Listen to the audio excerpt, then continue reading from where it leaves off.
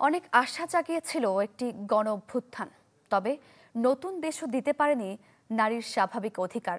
নতুন প্রেক্ষাপটেও কোণঠাসা নারী, অথচ নারী পুরুষের সমতার গল্প হয়তো মুছে দিতে পারত অসমতার ছাপ।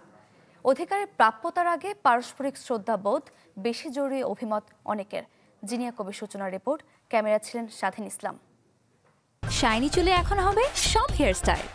সিল্কোর দ্বিগুণ শাইনি চুল প্রতিদিন।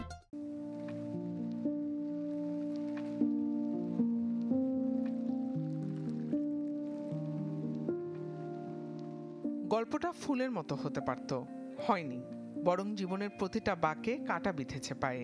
আর তাই তো ঝরা ফুলে মালা গাঁথলেও সুই সুতোর বুননে আদতে মালা হয়ে উঠতে পারেনি জীবনের অধিকারগুলো।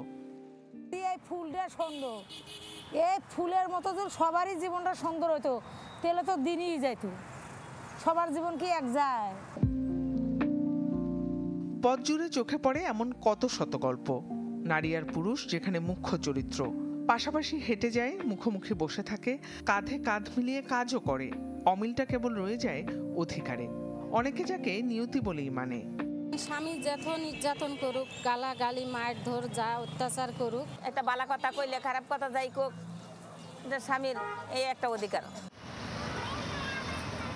কোহিনূর হয়তো রঙিন চুড়ির ডজনের হিসাব জানে, জুলেখা হয়তো জানে কোন ফুলের কত দাম, জানে না শুধু অধিকারের মানে। বলে শুধু পারস্পরিক শ্রদ্ধাবোধটা হলেই চলে, তবে সেখানেও যে মড়ক লেগেছে। সে কথা বললে দোষ, সে হাসলে দোষ, সে জোরে কাঁদলে দোষ, তার পোশাকে দোষ, তার চলনে দোষ, তার চুলে দোষ, তার চোখে দোষ। এরকম শত সহস্র দোষ সে তার পরিবার থেকে, সমাজ থেকে, পারিপার্শ্বিকতা থেকে জানতে শেখে। ফলে একজন নারীও কিন্তু একজন নারীর প্রতি শ্রদ্ধাশীল হতে শেখে না, আর একজন পুরুষের বা তথাকথিত পুরুষের শ্রদ্ধাশীল হওয়ার কোনো প্রশ্নই তৈরি হয় না। আমার বোধের জায়গাটা যেন অবশ্যই নিরাপদ হয়। আমি যেন বোধ করি যে আমি একজন মানুষ, আর পাঁচজন পুরুষ মানুষ যেভাবে রাস্তায় মুভ করছে, যেভাবে তার কাজ করছে, যেভাবে সে বাধার সম্মুখীন হচ্ছে না, আমি ঠিক সেভাবেই করতে চাই। বিভিন্ন মাধ্যমে উঠে আসা বর্তমান প্রেক্ষাপট বলছে নারী এখনো কোণঠাসা। পরিবর্তিত প্রেক্ষাপটও বদলায়নি সেই সচিত্র অধ্যায়। সহনশীলতা, যে নারী মানে তাকে প্রতিবাদ করা যাবে না, এই জিনিসগুলো আসলে কে বললো, কবে বললো আমরা জানি না, কিন্তু এটা এমন একটা মিথ তৈরি হয়ে গেছে যেটা আমরা প্রত্যক্ষ পরোক্ষভাবে প্রত্যেকের শিকার। পারস্পরিক সহানুভূতি, শ্রদ্ধা, ভালোবাসা, প্রেম, মায়ার একটা মিলন ঘটবে, তখনই একটা সুন্দর মানব বান্ধব সমাজ হবে। শুধু নারী বান্ধব নয়, শুধু পুরুষ বান্ধব নয়।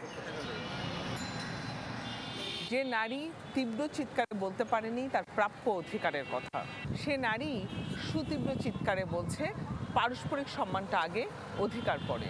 শুধু কান পেতে শুনতে হবে, তবেই তো দেশটা বদলে যাবে। জিনিয়া কবির সূচনা, চ্যানেল 24, ঢাকা।